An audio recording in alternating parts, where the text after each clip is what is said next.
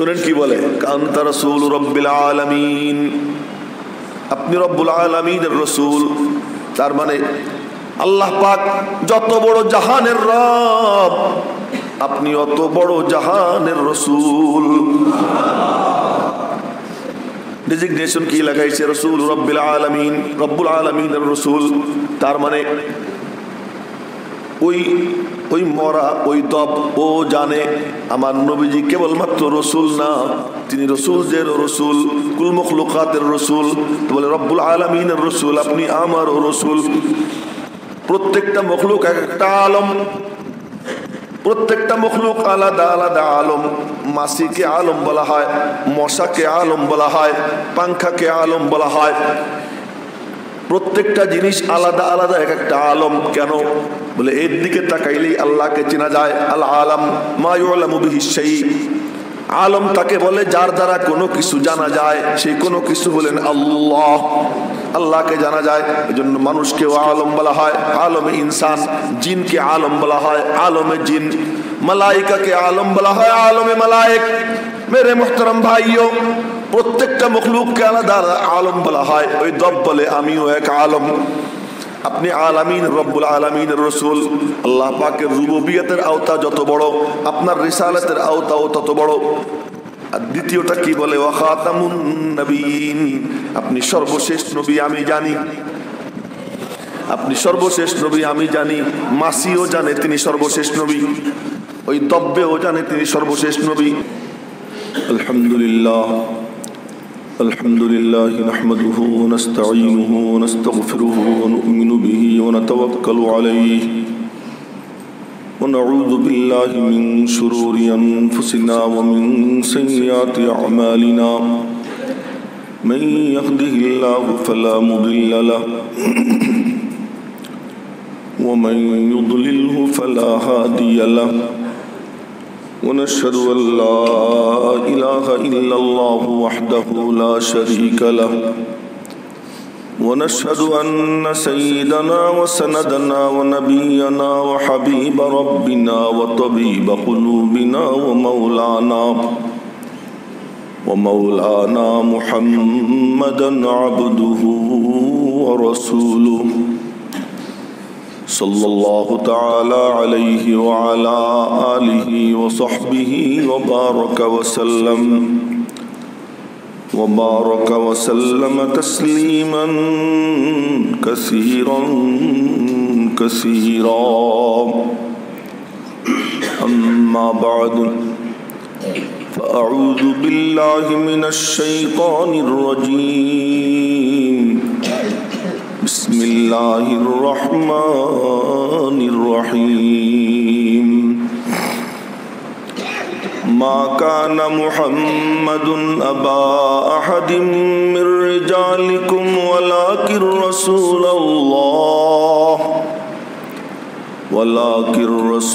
الله وخاتم النبيين وكان الله بكل شيء عليما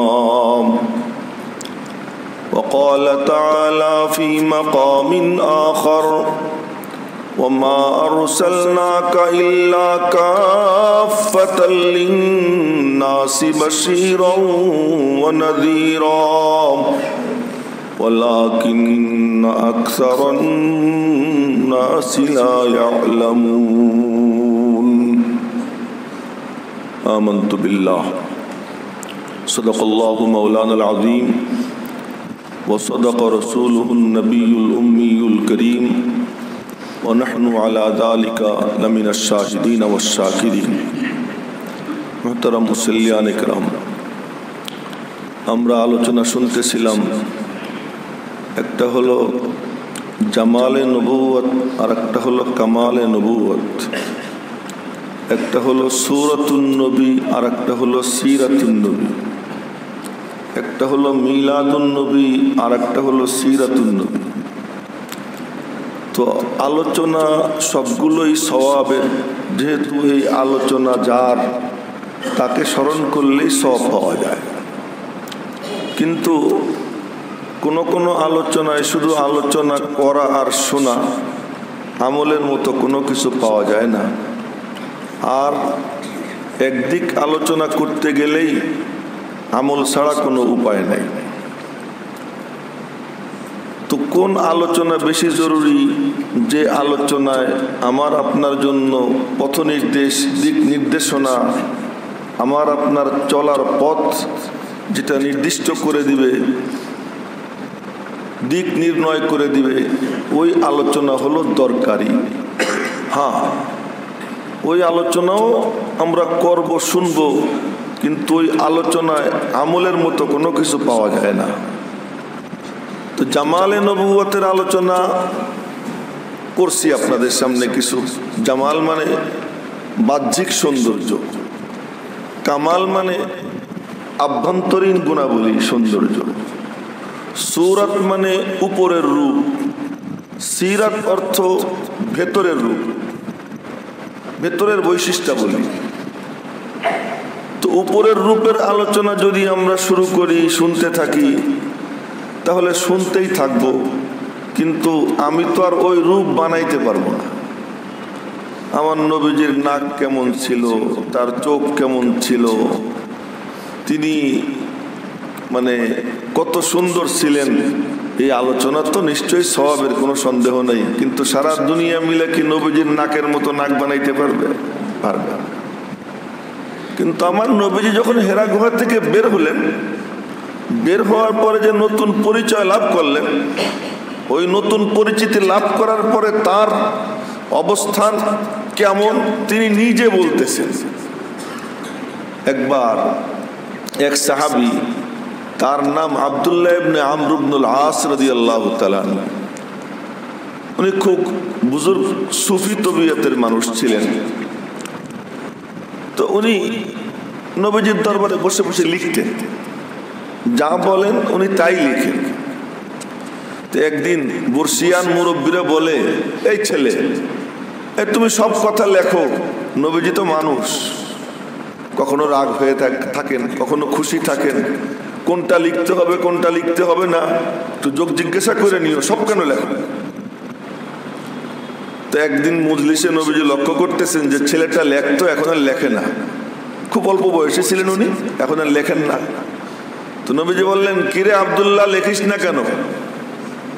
ইয়া রাসূলুল্লাহ, মুরব্বীরা আমাকে এই বলল, এই কারণে লিখি না। নবীজি রাগ হয়ে গেলেন, চেহারা রক্তিম হয়ে গেল, গলার রগ ফুলে গেল, চোখ মানে একদম লাল হয়ে গেল। রাগ হয়ে বললেন, আরে তুই লেখ, তুই লিখতে থাক। ওয়াল্লাহ, কসম খেলেন, ওয়াল্লাহ, আল্লাহর কসম। নিজের জিহ্বাটা বের করে জিহ্বাটা ধরলেন, ধইরা তারপরে বললেন, আল্লাহর কসম, লা ইয়াখরুজু মিন লিসানি মুহাম্মদ ইল্লাল হক, বলে আমি মুহাম্মাদের জুবান দিয়ে সত্য ছাড়া মিথ্যা কথা কখনো বের হয় না, কোনো বের হয় না। তার মানে দ্বীনের ব্যাপারে, ইসলামের ব্যাপারে, তোমাদের পরকালের ব্যাপারে আমার জুবান দিয়ে যা বের হবে ওইটাই দ্বীন, ওইটাই ঈমান, ওইটাই ইসলাম। গেল। এই যে নবীজির কথা সাহাবীরা কি ধরে নিছিলেন? আমরা তো জানি ফরজ, ওয়াজিব, সুন্নত, মুস্তাহাব না, আমাদের কাছে হলো সব এরকম কি করা, আপনার নির্দিষ্ট করা কোনটার কোন অবস্থান, অমুকটা ফরজ, তমুকটা ওয়াজিব, তমুকটা সুন্নতে মুআক্কাদা, তমুকটা মুস্তাহাব, তমুকটা নফল। আমাদের ফকিরা আমাদের জন্য এরকম কি করছেন, নির্ধারণ করে দিয়েছেন। কিন্তু সাহাবীদের কাছে কি ছিল? ওনাদের কাছে কোনো ওয়াজিব টজিব ছিল না, যে এটা ওয়াজিব এটা সুন্নাত। ওনাদের কথা ছিল যে নবীজি যা করেন আমাদের তাই করতে হবে। এখানে অমুকটা জরুরি, এইটা জরুরি না, এই সমস্ত কোনো বাছ বিচার ওনাদের মধ্যে ছিল না। অবস্থাটা কেমন ছিল লক্ষ্য করবেন। দুই একটা হাদিসের ঘটনা শুনাইতেছি। আব্দুল্লাহ ইবনে ওমর রাদিয়াল্লাহু তাআলা আনহুমা হজে যাইতেছেন মদিনা শরীফ থেকে মক্কা শরীফ। হজে যাওয়ার পথে একটা জায়গায় গিয়া সাথী সঙ্গীত থেকে আলাদা হয়ে গেলেন, বলে তোমরা দাঁড়াও আমি একটু আসি। একটু দূরে গিয়া তিনি বসলেন, মনে হয় যেন পেশাব করতেছেন। এই পেশাব করতেছেন এরকম অবস্থা নিয়ে বসলেন। পানিও নেন নাই, ঢিলেও নেন নাই, কতক্ষণ বসে থেকে এরপরে উঠে চলে আসছে। তো সাথীরা জিজ্ঞাসা করে, হযরত আপনি তো ঢিলেও নিলেন না, পানিও নিলেন না, ওখানে বসলেন কি ব্যাপার? কয় পেশাব তো করিনি। তো বসলেন কেন? আমি আমার নবীজির সঙ্গে সফরে ছিলাম, এই জায়গাটায় বসে নবীজি ইস্তেঞ্জা করেছিলেন, ওই জায়গাটা আমার মনে আছে, তা আমি এখানে বসে কতক্ষণ নবীজির সঙ্গে নিজেকে মিলে এলাম। সাহাবীদের মানসিকতা কেমন ছিল?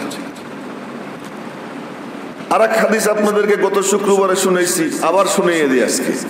মনে হয় শুনেছিলাম গত শুক্রবারে, যে নবীজি নামাজের ইমামত করতেছেন, সাহাবীরা পিছনে আছেন, তো জুতা পয়রা নামাজ পড়তেছেন। জুতা পয়রা, জুতা পরে নামাজ পড়া জায়েজ আছে না? জায়েজ না। তো সেইটা কোন জুতা? যে জুতা পায়ের সঙ্গে লাইগে থাকে। আমি যখন সিজদায় যাব, তা আমি যখন 10 আঙ্গুল খাড়া করব, তো আমার আঙ্গুলগুলো জমিনের সঙ্গে লাগবে, এমন জুতা। তো ওই জুতা যদি পবিত্র থাকে, ওই জুতা পরে নামাজ পড়া যায়। তো নবীজি জুতা পরে নামাজ পড়তেছেন, সাহাবীরাও জুতা পরে। তো জিবরাইল এসে বলে যে আপনার জুতার মধ্যে তো ময়লা লেগে রয়েছে, আপনি তো জানেন না, জুতা খোলেন নামাজের মধ্যে। জিবরাইল বলতেছে। এবার বলেন তো নবীজি কেমন গায়েব জানেন? নিজের জুতার তলায় ময়লা, এটাও জিবরাইলের এসে বলে দেওয়া যাওয়া লাগে, এরপরে তিনি টের পান। তো এরকম গায়েব জানতেন নবীজি না?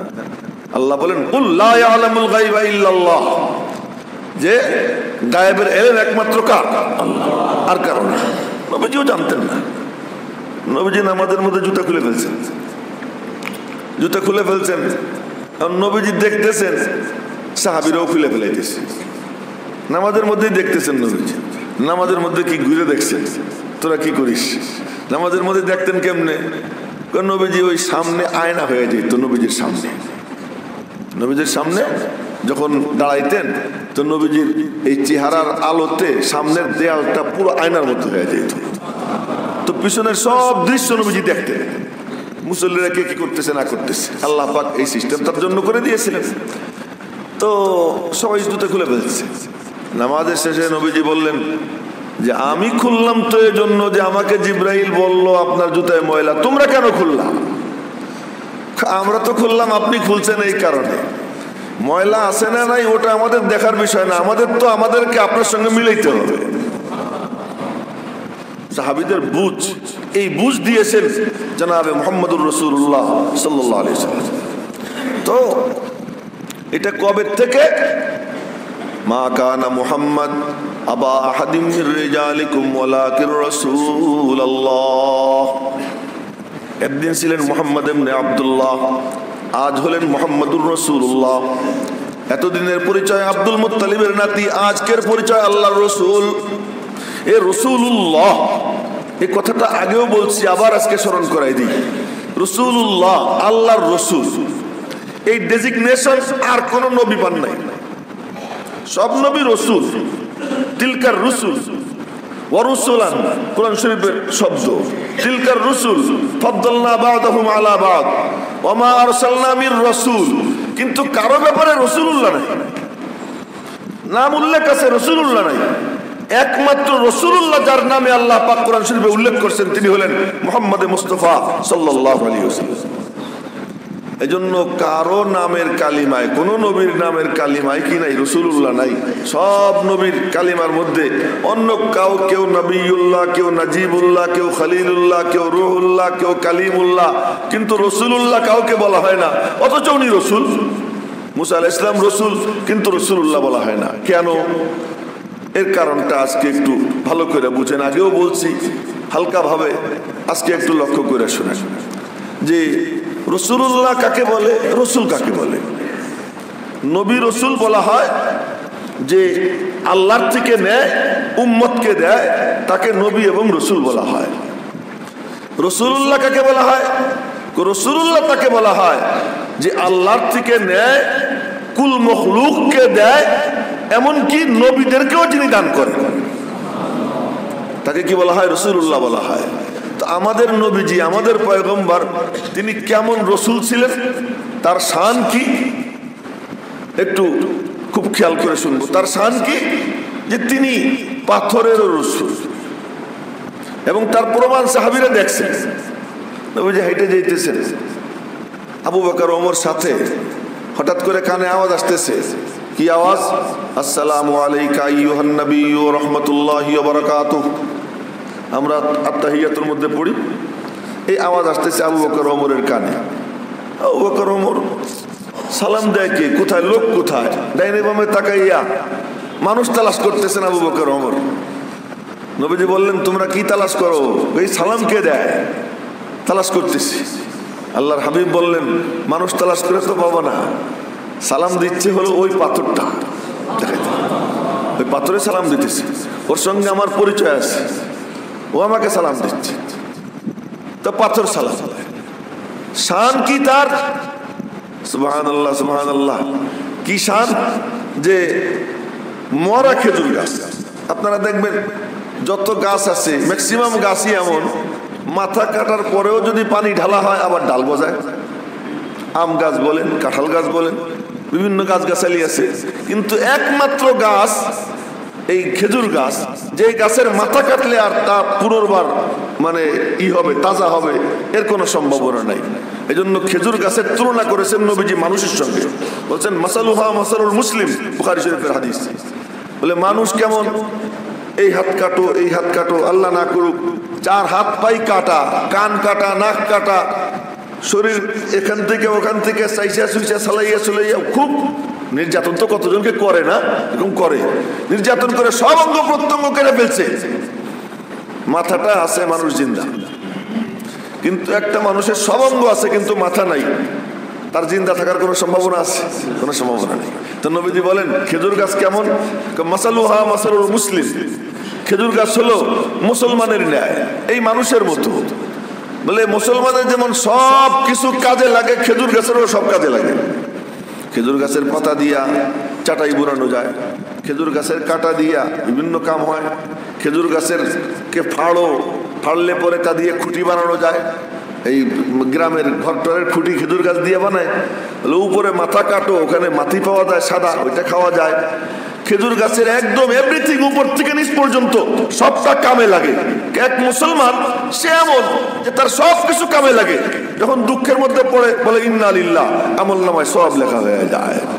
যখন নিয়ামত পায় বলে আলহামদুলিল্লাহ, আমল নামায় কি সব লেখা হয়ে যায়। নিচের দিকে নামে বলে সুবহানাল্লাহ, আমল নামায় সব লেখা হয়ে যায়। উপরের দিকে উঠে বলে আল্লাহু আকবার, আমল নামায় সব লেখা হয়ে যায়। ভয় পায়, ওই ভয় পাইয়া সে সাথে সাথে কি বলে যে আল্লাহ পাকের কে স্মরণ করে যে আল্লাহ তুমি আমার ভয় থেকে রক্ষা করো। আল্লাহ তাআলা ভয়ের মধ্যে আমল নামায় কি দিয়ে দেয়? সব দিয়ে দেয়। যে কোনো অবস্থাতেই থাকুক মুসলমানের সব কিছু যেমন কামে লাগে, খেজুর গাছেরও সব কামে লাগে। এই খেজুর গাছের মাথা কাটা, ওই কাটা খেজুর গাছে হেলান দিয়ে নবীজি খুতবা দিতেন। লক্ষ্য করে খুতবা দিতেন। তো এক মহিলা, বুখারী শরীফের হাদিস, এক মহিলা এসে বলে ইয়া রাসূলুল্লাহ ইন্নালি গুলামান নাজ্জারা, আমার একজন কারাত মিস্ত্রি গোলাম আছে, আপনি যদি অনুমতি দেন তা আমি আপনার একটা মিম্বর বানাই দিই, ওই মিম্বরে বসবেন। নবীজি বললেন আচ্ছা দাও বানাইয়া। তো ওই মিম্বর বানাই দিছে। তো এই যে মিম্বর, ওই যে খেজুর গাছ, বেশি দূরে না, যারা হজে গেছেন তারা দেখছেন নবীজির মেহরাব ঘরটা যেখানে, ওখানেই তো মিম্বর ছিল। তো ওই মিম্বরটা ওখানেই সেট করা হয়েছিল। তো ওখান থেকে ওই মানে এই আমাদের এই যে খাম্বাটা, এই খাম্বা যতদূর, এত দূরও হবে না, এর থেকে একটু কাছে হবে। ওই খাম্বার গায়ে লেখা উস্তানায়ে হান্নানা ক্রন্দনকারিণী পিলার। এই পিলার কান্নাকাটি করছিল, ওর উপরে সবুজ অক্ষরে লেখা আছে উস্তানায়ে হান্নানা। তো ওই জায়গাটায় খেজুর গাছ ছিল। তো নবীজি মিম্বরে বসছেন। তো বসার পরে সাহাবীরা শুনতেছেন যে মসজিদের মধ্যে কান্নার আওয়াজ। কান্নার আওয়াজ, কে কান্দে কে কান্দে, কোনো মানুষজন কান্দতেছে না। খেজুর গাছের দিকে তাকাই দেখে খেজুর গাছ নড়ে, খেজুর গাছ নড়ে এবং কান্নার আওয়াজ, ওই মরা খেজুর গাছ থেকে কান্নার আওয়াজ বের হইতেছে। সুবহানাল্লাহ, ঠিক মতো কয় না, এরা সব মরা মরা হয়ে গেছে। একটু জোরে বলেন সুবহানাল্লাহ। তো খেজুর গাছের থেকে কান্নার আওয়াজ। তো নবীজি মিম্বর থেকে উঠছেন, উঠে খেজুর গাছের কাছে গেছেন। একদম বুখারী শরীফ, মুসলিম শরীফ, আবু দাউদ শরীফ, তিরমিজি শরীফ সব কিতাবে এই হাদিস আছে। গিয়া ফালতাজামাহু, খেজুর গাছকে জড়াই ধরছেন। জড়াই জড়া তুমি ডলতেছেন, যেমন বাচ্চারে বলে কাইন্দো না কাইন্দো না, তো ওরে এরকম ডলতেছেন নবীজি, আদর করতেছেন। আর ধীরে ধীরে ধীরে ধীরে বাচ্চা যেমন ফুপাইয়া ফুপাইয়া কানলে হিসকি দিয়ে দিয়ে আস্তে আস্তে আস্তে আস্তে শান্ত হয়, তো হাদিসের ভাষ্য কাসসাবিইল্লাযী ইউসাক্কাত, ক্রন্দনকারী বাচ্চাকে যেভাবে চুপ করানো হয় ওইভাবে নবীজি আদর করে করে ওরে চুপ করাইতেছেন। আর ধীরে ধীরে ও শান্ত হয়ে গেল। শান্ত হয়ে যাওয়ার পরে নবীজি ওর কাছে কান নিয়া বললেন, তুমি কি চাও, তোমার কি দাবি বলো। খেজুর গাছে বলে যে না, নবীজি বলেন তুমি কি চাও, যদি তুমি চাও তা আমি তোমার জন্য দোয়া করে দেই, সারা বছর তোমার উপরে ফল থাকবে, তুমি তাজা থাকবা। এবং যদি ওই দোয়া খেজুর গাছ নিয়ে নিত তা আমরা এখন মসজিদে নববীতে গিয়ে ওই ফল পাইতাম। কিন্তু খেজুর গাছ খুব চালাক, ও বলল কি যে না, আমার তাজা হওয়ার দরকার নেই। কি চাও? আমি চাই যে কিয়ামতের দিন আপনি আমারে মিম্বর বানাইয়া বসবেন। তো নবীজি বলেন আচ্ছা ঠিক আছে। তো খেজুর গাছ, সেও মরা খেজুর গাছ, মরা খেজুর গাছ, সেও কি নবীজি তারও রসুল। মেরে মোহতারাম ভাইও বলছিলাম কুল মখলুকাতের রসুল। অনেক আগে এই ঘটনা শুনেছিলাম, এক বেদুইন তার কাঁধে একটা মরা গোহ, আরবিতে বলে দব, দব্বের ওজন কি? তাব্বাত ইয়াদা আবি লাহাব ওয়া তাব্ব, পড়ছেন না এই সূরা? এই তাব্ব এটা যেমন, দব্ব এটাও এমন। তর্জমা কি? এর তর্জমা জানা নেই, কোনো ডিকশনারিতে এর তর্জমা নেই। এটা ওই হেজাজ অঞ্চল ছাড়া হয় না, ইউরোপ আমেরিকায় হয় না, উপমহাদেশে হয় না, এই জন্য এর কোনো নামও জানা নেই। তো এই দব এটা হলো মরা, গুইসাপের মতো দেখতে দেখা যায়। তো গ্রামগঞ্জে আপনারা দেখছেন কিনা ওই কুচ্চা মাছ, বাইম মাছ, কুচ্চে তো মাছ না এমনি আর কি বলে ফেলাইলাম, কুচ্চা তারপরে বাইন, এই সব মাছ মাইরা ওইটারে বাঁশের আগায় ঝুলাইয়া এই জাইলেরা নিয়ে যায়। এই দৃশ্য আপনারা দেখছেন কিনা জানি না, আমি দেখছি। তো এটা কাঁধে নিয়ে যায়, ও এরকম ওই মরা ওইটারে কাঁধে নিয়ে যাইতেছে। তা আমার নবীজি কিছু লোকের মাঝে দাওয়াতের কাজ করতেছিলেন। কিছুদিন আগে আমরা শুনলাম এক বক্তব্য যে মৌলানা সাদ সাহেব বলছেন যে সব মসজিদে আইনা দাওয়াত দিতে হবে, পথে ঘাটে দাওয়াত দেওয়া যাবে না, দাওয়াতের কাজ মসজিদে হবে, যেখানে সেখানে হবে না। কিন্তু আমার নবীজি যেখানে সেখানে দাওয়াত দিতেন, যারে পাইতেন পথে ঘাটে রাস্তাঘাটে যেখানে পাইতেন ওখানেই দাওয়াত দিতেন। তো ওখানে কিছু লোক পাইয়া নবীজি দাওয়াত দিচ্ছেন, তো ওই বাঁশের আগায় দব ঝুলতেছে, ওই জন্তুটা ঝুলতেছে মরা, সাথে তার একজন লোক, সে জিজ্ঞেস করে তারে, এই লোকটা যে কথা বলতেছে লোকটা কে? কোনারে চেনো না? ইনি তো হলেন আমিনার লাল, নিজেকে বলেন আল্লাহর রসুল মুহাম্মদ মুস্তফা সাল্লাল্লাহু আলাইহি ওয়াসাল্লাম। যখন বুড়া পরিচয় জানছে, কয় দাঁড়াও মজা বুঝি। তা কাছে গিয়ে গালাগাল শুরু করছে নবীজি, এক চাপাকাই লিখেছে যে তুই বাপ বেটার মধ্যে গন্ডগোল লাগাই, স্বামী স্ত্রীর মধ্যে সম্পর্ক ছিন্ন করাস, ভাই ভাইয়ের মধ্যে দ্বন্দ্ব কলহ লাগাই দিস, এই কথা বইলে সমানে গালাগাল করতেছে। আর নবীজি চুপচাপ শুনতেছে, চেহারার মধ্যে কোনো ভাবান্তর নেই। একটু রাগ হবেন, রাগও না, নবীজি মুস্কি মুস্কি হাসতেছে। মুস্কি হাসি নবীজির সঙ্গে লাগেছিল, কেন? সবাই জন্মের সময় কান্দে, আর নবীজি জন্মের সময় মুস্কি মুস্কি হাসতে হাসতে জন্ম নিয়েছেন। সবাই কাঁদতে কাঁদতে জন্ম নেয়, তিনি হাসতে হাসতে জন্ম নিয়েছেন। ওই মুস্কি হাসি মুখে সবসময় লেগে থাকতো, তখনও মুস্কি হাসি লেগে আছে। হযরত ওমর রাদিয়াল্লাহু তাআলা আনহু পাশে, ওনার কোমরে তরবারি, তোর গালাগাল শুনে বারে বারে খালি তরবারি ধরে, আর তরবারি মানে বের করতে যান। অনেকক্ষণ পর্যন্ত সহ্য করছেন, আর সহ্য করতে না পেরে বললেন, ইয়া রাসূলুল্লাহ, আর বরদাস্ত হইতেছে না, অনুমতি দেন, ওর কল্লাটা উড়িয়ে দেই। নবীজি বললেন, ওমর থামো, কাদাল হালিম ওয়া ইয়াকুনা নবিয়্যা, ধৈর্যশীল ব্যক্তির মধ্যে নবী হওয়ার গুণ আছে। ধৈর্যশীল ব্যক্তি নবী হয়েই গেছিল, শুধু আল্লাহ মানায় নাই, যেহেতু নবুয়তের দরওয়াজা বন্ধ।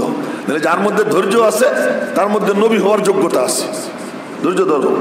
তো ওমর রাদিয়াল্লাহু আনহু শান্ত হয়েছেন। তো ওই বুড়া গালাগাল দিতে দিতে এক পর্যায়ে গালাগাল বন্ধ হয়েছে। এই জন্য আমি মাঝে মাঝে বলি যে আমাদের দেশে কিছু কুত্তে আছে, এ নাস্তিক, এই অপদার্থরা ঘেউ ঘেউ করে। তো ঘেউ ঘেউ করে তো কুত্তেরে খুসা দিলে আরো বেশি ঘেউ ঘেউ করে, তো এরে পাথর মারলে আরো বেশি ঘেউ ঘেউ করে, তো ঘেউ ঘেউর পরিমাণ আরো বাইরে যায়। কিন্তু যদি বুদ্ধিমান যে সে ওরে উস্কায় না, সে নীরব থাকে। নীরব থাকলে ও ঘেউ ঘেউ করতে করতে অটোমেটিক একবার কি কাইতে হয়ে পড়ে যায়। ঠিক তেমনি ভাবে এদের ব্যাপারে যদি নীরবতা অবলম্বন করে এরা মানে আগে ভাগে থাইমা যায়। হ্যাঁ, পারলে দেও কোপ দিয়ে একবার শেষ করে যায়, কিন্তু খুসা দিয়া ওরে বারবার ঘেউ ঘেউ করার সুযোগ দেওয়াটা কিনা ঠিক না, এটা বুদ্ধিমানের কাজ না। তো নবীজি নীরব থাকছেন, ওই নীরবতা এক পর্যায়ে তার বগর বগর বন্ধ হয়েছে। তা আল্লাহর হাবিব বললেন, তুমি তো তোমার বক্তব্য দিলা, আমি কিছু বলি। বলো। তোমার বিশ্বাস হয় না আমি আল্লাহর রাসূল? এমন লোকরে এমন কথা বলা, কত বড় ধৈর্য থাকলে, কত বড় পাত্র থাকলে পরে এটা সম্ভব। এতক্ষণ যে গালাগাল করছে তারে বলতেছেন তোমার বিশ্বাস হয় না আমি আল্লাহর রাসূল? না, বিশ্বাস হয় না। তো কি হইলে বিশ্বাস করবা? তো দেখায় ওর বাসের আগায় যে মরা, এটাতে নিচে ফেলে, এই মরা দব যদি তোমার রাসূল বলে তাহলে বিশ্বাস করবো। তার শর্ত, ও মনে মনে ভাবতেছে ঘোড়ার ডিম তো এমনি কথা বলে না, আরো গেছে ময়রা, ও কথা কেমনে বলবে, ও কেমনে কথা বলবে? নবীজি বললেন ঠিক, ও রাসূল বললে তুমি বিশ্বাস করবা? কাহা বিশ্বাস করবো। তো নবীজি ডাক দিলেন, ইয়া দব, এ দব। যখন দব বলে ডাক দিছেন, হযরত ওমর দেখতেছেন, বেদুইন দেখতেছে, আশপাশে যারা ছিল সবাই দেখতেছে, এই দব নড়তে চড়তে আরম্ভ করে দিছে, নড়তে চড়তে আরম্ভ করে দিছে। নড়ে চড়ে সোজা হয়, চোখ দুইটা বড় বড় করে, মাথা উঁচু করে, আর বলে লব্বাইক ওয়া সাদাইক ইয়া যাইনা মান ওয়াফা ইয়াউমাল মাহশার। হাজির আমি ওই সত্তার দরবারে যিনি কিয়ামতের বিভীষিকাময় দিনকে আকর্ষণীয় বানিয়ে দিবেন।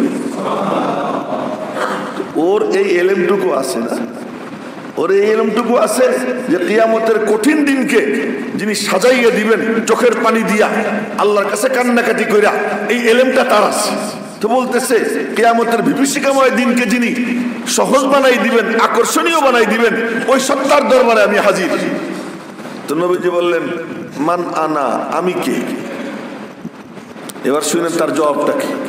মান আনা, আমি কে? তো উত্তর দেয়, বলতে পারে আনতা রাসূলুল্লাহ, না তাও বলে না। আনতা নাবিয়ুল আম্বিয়া, তাও বলে না। কি বলে? শুনেন কি বলে, আনতা রাসূল রাব্বিল আলামিন, আপনি রব্বুল আলামিনের রাসূল। তার মানে আল্লাহ পাক যত বড় জাহানের রব, আপনি অত বড় জাহানের রাসূল। ডেজিগনেশন কি লাগাইছে? রাসূল রব্বিল আলামিন, রব্বুল আলামিনের রাসূল। তার মানে ওই মরা, ওই দব, ও জানে আমার নবীজি কেবলমাত্র রসুল না, তিনি রসুল যে রসুল, কুল মখলুকাতের রসুল। বলে রব্বুল আলামিনের রসুল, আপনি আমারও রসুল। প্রত্যেকটা মখলুক একটা আলম, প্রত্যেকটা মখলুক আলাদা আলাদা আলম। মাছিকে আলম বলা হয়, মশাকে আলম বলা হয়, পাংখাকে আলম বলা হয়। প্রত্যেকটা জিনিস আলাদা আলাদা এক একটা আলম। কেন? বলে এর দিকে তাকাইলেই আল্লাহকে চেনা যায়। আল আলম মা ইউলামু বিহি শাই, আলম তাকে বলে যার দ্বারা কোনো কিছু জানা যায়, সেই কোনো কিছু হলেন আল্লাহ। আল্লাহকে জানা যায়, এজন্য মানুষকে আলম বলা হয়, আলমে ইনসান। জিনকে আলম বলা হয়, আলমে জিন। মালাইকাকে আলম বলা হয়, আলমে মালায়েক।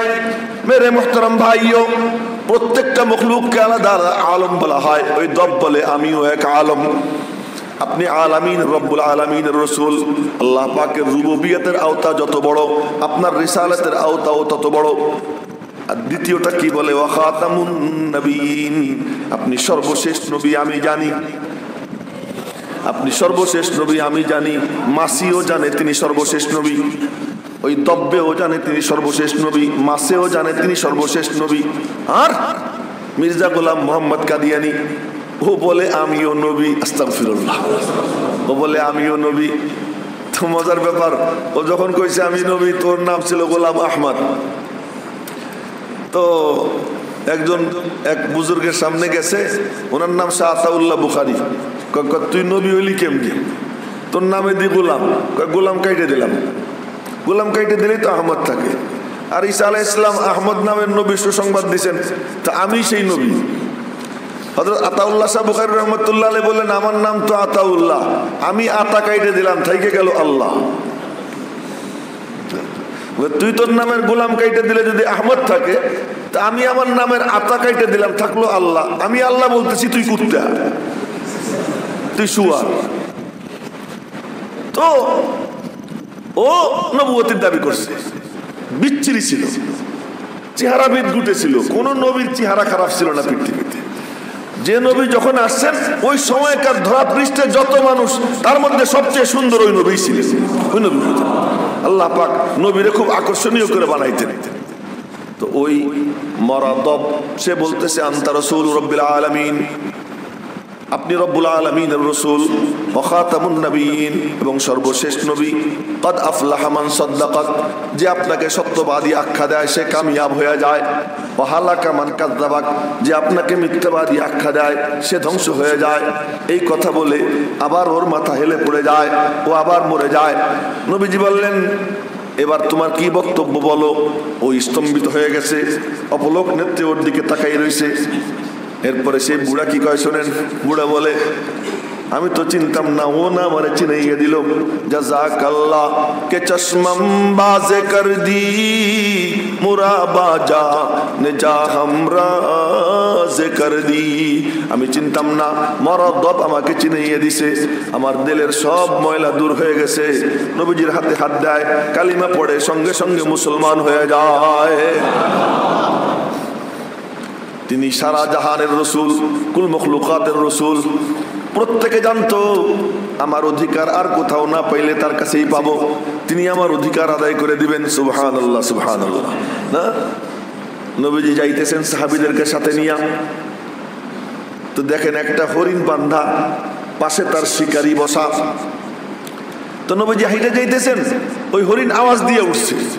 নবীজির কান খাড়া হয়ে গেছে, মনোযোগ দিয়ে শুনলেন। এখন দেখেন হরিণ নবীজিকে ডাকতেছে। নবীজি হরিণের কাছে গেছেন, নিচে হইছেন। ও বলে কি কি বলে শুনলেন। শুনে বললেন, এর শিকারী মালিক কোথায়? কাফের মালিক বলে, এই যে আমি ওর মালিক, আমি শিকার করছি। তুমি ওর জামিন আমি হইলাম, তুমি ওর একটু ছুটি দাও, আমি ওরে ছেড়ে দেই। ও আসার আগ পর্যন্ত আমি এখান থেকে নড়বো না, আমি এখানে দাঁড়াই থাকবো। ও আসলে পরে ওকে তোমার হাওয়ালা করে আমি এখান থেকে যাব। তো মনে মনে বললো যে উনি যখন দাঁড়াই থাকবে, আচ্ছা ঠিক আছে, তা দেন ছেড়ে। নবীজি ছেড়ে দিলেন। ও কিছুক্ষণ পরে সবাই চাইয়া দেখতেছে, বাচ্চা কাচ্চা সাথে নিয়ে দৌড়িয়ে আসতেছে। নবীজির কাছে বলছে কি যে আমার ছোট্ট ছোট্ট বাচ্চা পাহাড়ে কান্দাকাটি করতেছে, ওদেরকে আমি দুধ খাওয়াবো, শুধু এতটুকু ছুটি নিয়ে দেন আমার। তো দৌড়ে গিয়ে বাচ্চাদেরকে দুধ খাওয়াইয়ে ওই বাচ্চাগুলো সাথে নিয়ে এসে নবীজির কদমের কাছে মাথা দিয়া বাচ্চা নিয়ে হাজির হয়ে গেছে। নবীজির কদমের কাছে মাথা নিচা কইরা বাচ্চা বুচ্চা নিয়ে এসে হাজির হয়ে গেছে। নবীজি হরিণের রশি ধরে বললেন, এই নাও তোমার হরিণ, আমি আইনে দিছি। এবার তুমি ইচ্ছা করলে ওরে মুক্তিও দিতে পারো, রাখতেও পারো, যা করবা করো। তুই কাফের, ও ভেবার জায়গা খেয়ে গেছে। নবীজির দিকে চাইয়ে রয়েছে। তো বলে, ওরে আমি মুক্তি দিব না রাখবো সেটা পরে, আগে তো আমারে মুক্তি দেন। নবীজির হাতে হাত দেয়, কালিমা পড়ে, সঙ্গে সঙ্গে মুসলমান হয়ে যায়। হরিণেরও রসুল, হরিণেরও রসুল। নবীজির সাহাবীদেরকে নিয়ে নবীজি রওনা হয়েছেন। তো একটা উট, এই উট তার মতো আওয়াজ করা শুরু করছে। উটের আলাদা আওয়াজ আছে, আওয়াজ করা শুরু করছে। নবীজি উটের কাছে গেলেন, কাছে গিয়ে মাথা নিচে করলেন, কান লাগাইলেন। উট কি কি যেন বললো। নবীজি বললেন, মালিক কোথায়? আমি মালিক। তুমি ওর সাধ্যের বাইরে বুঝা ওর উপরে কেন চাপাও? ওর সাধ্যের বাইরে বুঝা কেন দাও? বলি, ইয়া রাসূলুল্লাহ, হ্যাঁ ও আমার কাছে নালিশ করলো, খবরদার ওর সাধ্যের বাইরের বুঝা ওর উপরে চাপাইও না। উটেরও রসুল, কুল মখলুকাতের রসুল। তা আমার আপনার পয়গম্বর কেমন পয়গম্বর?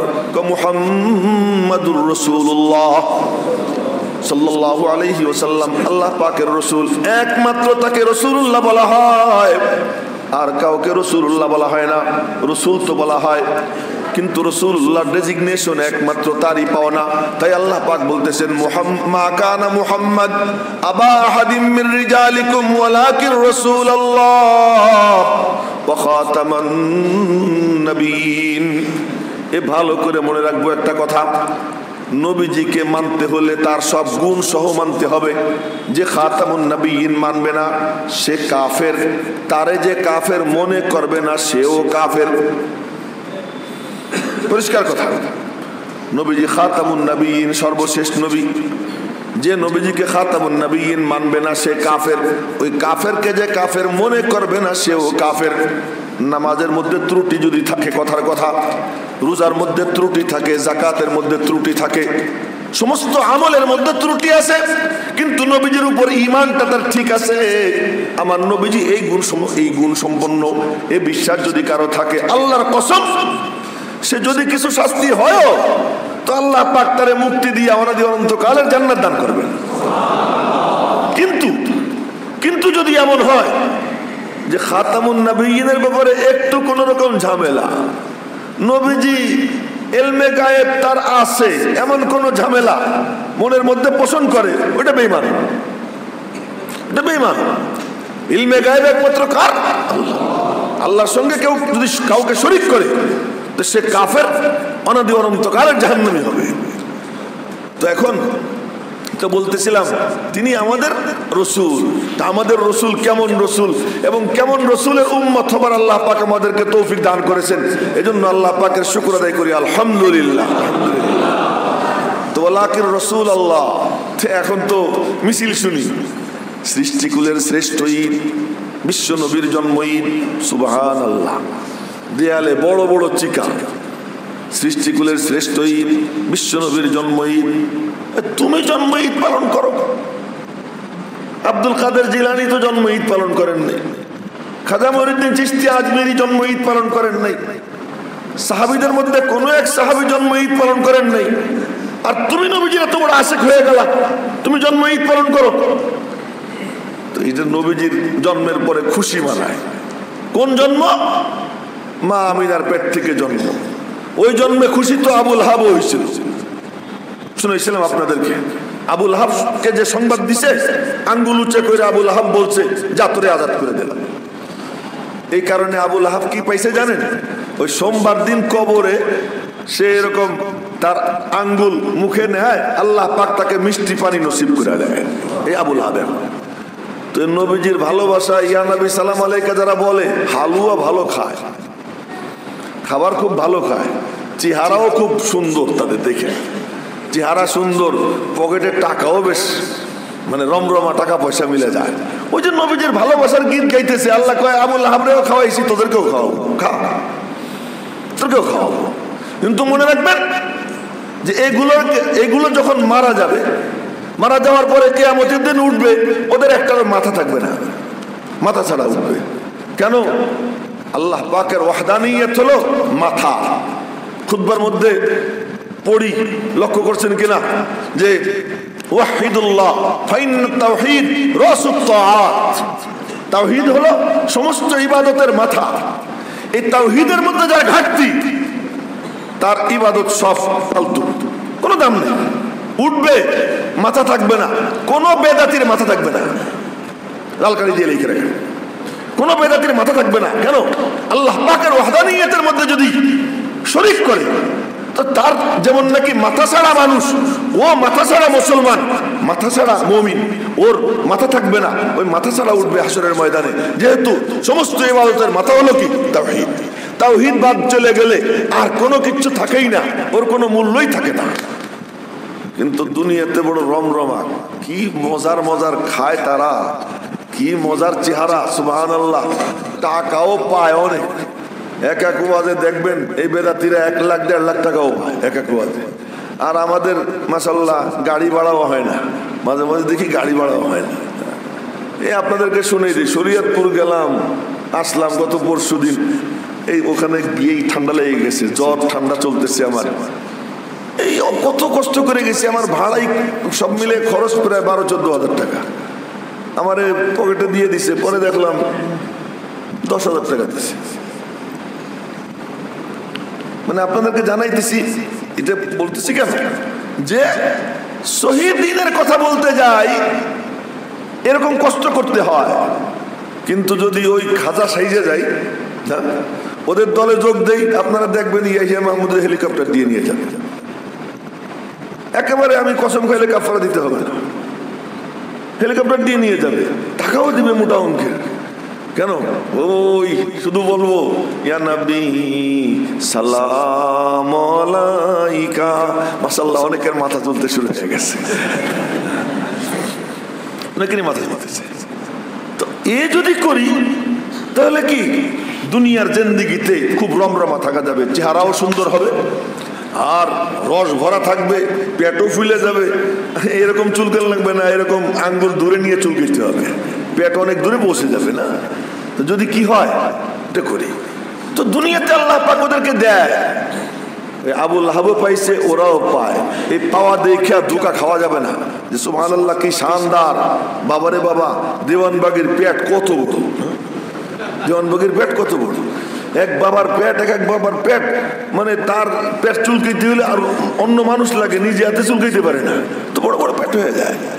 এই সব এই দুনিয়ার এই মানে নাজো নিয়ামত তারা পেয়ে যাবে, কিন্তু মনে রাখবেন কিয়ামতের দিন উঠবে মাথা থাকবে না। মুমিনের সবচেয়ে বড় সম্পদ, কোরআনে কারীমের মূল বিষয় হলো তাওহীদ, মূল বিষয় হলো তাওহীদ। আল্লাহ পাক তার একত্ববাদের প্রমাণের জন্যই সমস্ত নবীদেরকে আল্লাহ পাক পাঠাইছে। এজন্য সব নবীদের কালিমা একই কালিমা, লা ইলাহা ইল্লাল্লাহ। এই তাওহীদ বাদ দিলে আর দিন বলে কিছু থাকে না, দিনের বিল্ডিং চুরমার হয়ে যায়। মেরে মোহতারাম ভাইও, তো বলতেছিলাম ওয়ালাকির রাসূলুল্লাহ, রাসূলুল্লাহ হইলেন কবে? এই ঘোষণা আসলো কবে? যেদিন হেরা গুহার থেকে বের হইলেন, বের হয়ে যখন ঘোষণা দিছেন, ঘোষণা দেওয়ার পরেই সুবহানাল্লাহ এখন শুরু হয়েছে চতুর্দিক থেকে নির্যাতনের স্টিম রোলার। এখন আর সেই আদরের দোলাল না, এখন সবচেয়ে ঘৃণার পাত্র তাদের। আর থুথু দেয়, কল্পনা করা যায় যে নিজের আপন ভাতিজা তার মুখে মারতেছে থুথু, পাথর মারতেছে তার কপালে। কি ব্যাপার? আজ তিনি যে দাওয়াত দিচ্ছেন, এই দাওয়াত তার মন মনন চিন্তা চেতনার পরিপন্থী, ঐতিহ্যের পরিপন্থী। ও ভাই, সবচেয়ে বড় সম্পদ, সবচেয়ে বড় সম্পদ সেটা হলো কি ঈমান। ওই ঈমান আনতে সবচেয়ে বেশি কষ্ট হয়, এর থেকে বেশি কষ্ট আর কোনো কাজে নাই। এজন্য ঈমান যখন কেউ আনে, তো ঈমান আনার পরে তার জাযাটা কি হয়? বিগত 100 বছর, 80 বছর, 70 বছর শুধুমাত্র বিশ্বাসটারে ঘুরেই ফেলাইছে। আল্লাহ পাক বলেন তোর পিছনের জিন্দেগি পুরোটা আমি পবিত্র বানিয়ে দিচ্ছি, সব সাফ ক্লিন শিট হয়ে যায়। এই ঈমান সবচেয়ে বড় দৌলত। তো নবীজি দাওয়াত দিলেন, আসো ইন্নী উমিরতু আন আবুদা আল্লাহ ইলাহা ইল্লাহু, যে আমাকে নির্দেশ দেওয়া হয়েছে একমাত্র আল্লাহর ইবাদতের, তাওহীদে খালেস, নির্ভেজাল একত্ববাদের, তার মাঝে কাউকে শরীক করা যাবে না, নির্ভেজাল। ওরা কি কয় শোনেন, ওরা কি কয়? এ আতাজালু ইলাহা ওয়াহিদা ইন্না হাযা লাশাইউন উজাব, কি যেন আয়াতটা? আজালাল ইলাহ আলিহাতা, মনে পড়ে গেছে, আজালাল আলিহাতা ইলাহা ওয়াহিদা ইন্না হাযা লাশাইউন উজাব। নবীজির দাওয়াত, এ আর কোনো মাবুদ নাই, 360টা দেব দেবী খানায় কাবার ভিতরে সেট করা। এর কাছে গিয়ে কয় বাচ্চা দাও, ওর কাছে গিয়ে বলে বৃষ্টি দাও, শুনেন, ওর কাছে গিয়ে বলে বৃষ্টি দাও, ওর কাছে গিয়ে বলে রোগ থেকে মুক্তি দাও, ওর কাছে গিয়ে বলে শত্রুকে দমন করে দাও। আরে শুধু কি ওরা বলে নাকি? আমি নিজে দেখছি এক মাতবার আমাদের গ্রাম অঞ্চলে, মাতবার সাহেব তার একটা ঘরের মধ্যে একটা মূর্তি সেট করছে। ওই মূর্তির সামনে গিয়া মুসলমান ওই মূর্তির সামনে গিয়ে বলে কালিমা রক্ষা করো, শত্রুকে ধ্বংস করো। এই কালী মূর্তি বানাইয়া তার সামনে জোড়হাত করে মুসলমান বলতেছে। এই জন্য নামে মুসলমান কত কোটি কোটি আছে, কেমনে ঈমান নষ্ট হয়ে যায় টেরও পায় না। এই জন্য ঈমানের আগে অন্য সব কিছুর আগে নবীজিকে সর্বপ্রথম বলা হয়েছে কি ইকরা, পড়ো। এলেম না আসলে তোমার ঈমানও থাকবে না, এলেম না আসলে তোমার নামাজ হবে না, এলেম না আসলে তোমার মাল হালাল থাকবে না, এলেম না আসলে তোমার কোনো কিছুই ঠিক থাকবে না। এজন্য সব কিছুর আগে এলেম দরকার। এজন্য নবীদের মূল সম্পদ হলো এলেম। তো ওরা 360 দেবদেবীর সামনে গিয়া এক একটারে এক এক কামের জন্য বানাইছিল। এইটা শত্রু দমনের জন্য, ওইটা বৃষ্টির জন্য, ওইটা হলো সন্তানের জন্য, ওইটা অমক, ওইটা তমক, এই জন্য সে এক একটা বানাইছে। এই এত সব কিছুর বিরুদ্ধে নবীজি বললেন কি লা ইলাহা ইল্লাল্লাহ। বলেন না লা ইলাহা ইল্লাল্লাহ। যখন এই দাওয়াত দিছেন ওদের মধ্যে ভূমিকম্প শুরু হয়ে গেছে। বলে কি আজআলাল আলিহাতা ইলাহা ওয়াহিদা, এতগুলো মাবুদ, এত কাম, আর এই সব মাবুদরে এক মাবুদ বানাই ফেলাইছে ইলাহা ওয়াহিদা। ইন্না হাযা লাশাইউন উজাব, এটা এক আশ্চর্য জিনিস, এ কেমন করে হয়? ওদের বক্তব্য। তখন আল্লাহ কয় যে ঠিক আছে, তোদের বক্তব্য তো জবাব দেওয়ার জন্য তোদের থেকে লোক দাঁড় করাই দেই না। মুআবিয়া ইবনে নাওফাল নামক এক মুশরিক, সে বলে আরাব্বান ওয়াহিদান আম আলফা রাব্বিন আদিনু, এক রব্বের কাছে না হাজার রব্বের কাছে আমি গিয়ে হাত পাতবো? হাজার জনের কাছে হাত পাতলে ও কবে আমি এই করতে বলি, সে বলবে আমি এই করতে বলি, কারটা শুনবো কারটা বাদ দিব, এত বড় ঝামেলা। মুশরিক বলতেছে। ওই মুশরিকদের মধ্যে ওদের এক সাথী বলতেছে আরাব্বান ওয়াহিদান আম আলফা রব, আলফা রব মানে হাজার রব, আরাব্বান ওয়াহিদান আম আলফা রব্বিন আদিনু, আমি কি এক রব নাকি হাজার রব্বের ইবাদত করব, তাদের কাছে গিয়ে মাথা নত করব? হাজার রব যদি হয় এ বলবে এই, ও বলবে ওই। রব্বুল আলামিন বলেন ওয়াদারাবাল্লাহু মাসালান রাজুলান ফীহি শুরাকাউ মুতাশাকিসুন ওয়া রাজুলান সালামান লিরাজুল হাল ইয়াস্তাবিয়ানি মাসালা। রব্বুল আলামিন বলেন ভালো করে শুনিস, আল্লাহ বলতেছেন বান্দাদেরকে ভালো করে শুনিস, একটা গোলাম তার মালিক হলো 4 জন, একটা গোলাম তার মালিক হলো কথার কথা 4 জন। তো এখন ওই এক গোলামের ব্যাপারে ওই মালিক বলতেছে তুই এখন গুলিস্তান যা, আর এক মালিক বলতেছে আরে না তুই এয়ারপোর্ট যা। গোলাম কিন্তু একটা। আর এক মালিক বলতেছে না তুই যাত্রাবাড়ি যা, আর একজনে বলতেছে না তুই গাবতলী যা। এখন সে কি করবে? কারটা মানবে? আল্লাহ পাক বলেন এতেও কি তোদের বুঝে আসে না? রব যদি তোর একাধিক হয়, মাহবুদ যদি একাধিক হয়, ও ডাকবে এই দিক, এ ডাকবে ওই দিক, তো কোন দিক যাবি? কোনো কুল কিনারা পাবি না। তো নবীজি দাওয়াত দিলেন বলো লা ইলাহা ইল্লাল্লাহ, আল্লাহ ছাড়া কোনো মাহবুদ নাই। इज्जत देने वाला अल्लाह, बेइज्जत करने वाला अल्लाह, रोग देने वाला अल्लाह, शिफा देने वाला अल्लाह, हाजत रवा मुश्किल कुशा एकमात्र अल्लाह, সন্তান देने वाला एकमात्र अल्लाह। মুসলমান কতজন এরকম কাণ্ড কারবার করে, মুশরিকের মতো কারবার। হুজুর একটা তাবিজ দেন না, সন্তান হইতেছে না, সন্তানের জন্য তাবিজ আনতে যায়। এরপরে বাবাজান কি করে? তার ওই মানে পত্রিকার পাতা ছিঁড়ে দেয়, এটা ভিজে ভিজে খা। পত্রিকার পাতা ছিঁড়ে দেয়, এটা ভিজিয়ে খা। তো ওইটা ভিজিয়ে কি খাওয়ায়? তো এটা ভিজিয়ে খাওয়ায়। সন্তান দেয় তোকে, কিন্তু তার জন্য টাইম ছিল কবে? যে তুই সন্তান পাবি 20 বছর পরে, তুই সন্তান পাবি 10 বছর পরে।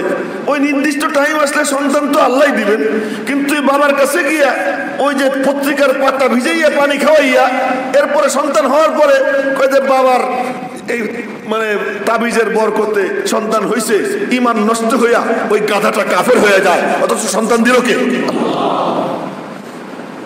তোর কাছে চাইতে যায়, ওর কাছে চাইতে যায়, এই চাইতে গিয়ে কি হয়ে যায়? মুশরিক হয়ে যায়। কিন্তু সন্তান দেনেওয়ালা কে? আল্লাহ পাক বলেন আমি আল্লাহ দেই, যারে চাই ছেলে দেই, যারে চাই মেয়ে দেই, যারে চাই ছেলে মেয়ে উভয় দেই, যারে চাই কিচ্ছু দেই না। এ দেনেওয়ালা আমি আল্লাহ। কিন্তু দৌড়ায় কোথায়? ডাইনে বামে দৌড়াইতেই থাকে, ফলে কি হয়ে যায়? ঈমান নষ্ট হয়ে যায়। আমার নবীজির দাওয়াত কি দাওয়াত? হেরা ঘর থেকে বের হয়ে দাওয়াত দিলেন লা ইলাহা ইল্লাল্লাহ। সব ব্যাপারে, যে আল্লাহ ছাড়া কেউ নেই। আচ্ছা, এখন একটা মজার কথা বলি, আমাদের সুফিরা বলে আল্লাহ ছাড়া কিচ্ছু নেই, আল্লাহ ছাড়া কিছুই নেই, নাই নাই নাই, আমিও নাই, কিছুই নাই, একমাত্র আছেন কে? আল্লাহ। এটারে সুফিদের পরিভাষায় বলে ওয়াহদাতুল ওয়াজুদ। এই বাক্যটাও মনে রেখে, ওয়াহদাতুল ওয়াজুদ, অস্তিত্ব একমাত্র কার? আল্লাহ, আর কারো কোনো অস্তিত্ব নাই। আপনারা দান বাক্স চালাই দেন, এটা কি 20 না 30? 20 না? আচ্ছা ঠিক আছে। আচ্ছা, মানে আমার হাতে ঘড়ি নেই, আজকে মুশকিলে আছে। তা আপনারা দান বাক্স চালাই দেন। তো সুফিরা বলে কি, যে আল্লাহ ছাড়া কিচ্ছু নাই, আছেন শুধু কে? আল্লাহ। আচ্ছা বলেন আপনারা, তাহলে আমি মিম্বরে বসা আছি না এখন, কি বলেন আপনারা? আমাদের সামনে কি এই যে আছে না, মসজিদটা দাঁড়াই আছে না, আসমান দাঁড়াই আছে না আমাদের চোখের সামনে, জমিনের উপরে আমরা অবস্থান করতেছি না, এই সব চোখের সামনে দেখতেছি আছে। সুফিরা কয় কি কিচ্ছু নাই, আছেন শুধু আল্লাহ। সুফিদের এত বড় বড় বুজুর্গ সুফি, তাদের কথা কি মিথ্যা? একদল কয় কি এই সুফিরা গাঁজাখোর, এরা উল্টা পাল্টা কথা কয়, এই সব কিছুর অস্তিত্ব আছে, তারপরে বলে নাই। আসল ঘটনা আপনাদেরকে শুনি। আসল ঘটনা হলো এই যে আমি এখানে বসা আছি, আমার চোখের উপরে যদি 5 ব্যাটারি লাইট কেউ মারে, টর্চ মারে 2 চোখে, আচ্ছা তখন কি আমার পক্ষে কোনো কিছু দেখা সম্ভব? হ্যাঁ, কোনো কিছু দেখবো? ভালো করে বুঝেন কথা, কোনো কিছু কি করবো না? দেখবো না। কেন? আমার চোখের উপরে এত পাওয়ারফুল লাইট পড়ছে যে এখন আর অন্য কোনো কিছু দেখার সামর্থ্য আমার চোখের নেই, আমি শুধু ওই নূরই দেখতেছি, আর কোনো নূর দেখা আমার পক্ষে সম্ভব না। ঠিক তেমনি ভাবে যারা সুফি, এই লাইনে যারা মেহনত করে, তাদের উপরে আল্লাহ পাকের নূরের তাজাল্লি তাদের দিকে এমন পড়া পড়ে যে ওই নূরের তাজাল্লির দিকে দৃষ্টি দিতে দিতে ডাইনে বামে কোনো কিছু দেখার কোনো সুযোগই তাদের হয় না। যেদিকেই তাকায় খালি কারে দেখে? আল্লাহরে দেখে। তো এখন বলে যে আল্লাহ ছাড়া কিছুই নেই। বাসা মেরি নজরু মে তু ইস কদর হ্যায়, बसा मेरी नजरों में तू इस कदर है, जिधर देखता हो उधर तू ही तू है। কখনো কখনো এমন মনে হয় যে দিকেই তাকাই সেদিকেই শুধু তোমার এই দেখতে পাই, আর কোনো কিছু দেখা যায় না। তো এখন আমরাও আসি কেন? আমাদের চোখে ওই নূর পড়ে নাই, আর ওনাদের চোখে কি ওই নূর পড়ছে?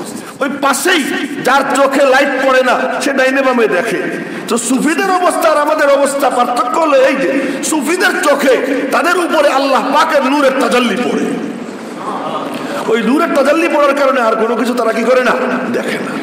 আর স্বাভাবিক যে আছে সে কি করতেছে? ডাইনে বামেও কি দেখতে পাইতেছে যে কিছু কিছু কি দেখা যায়।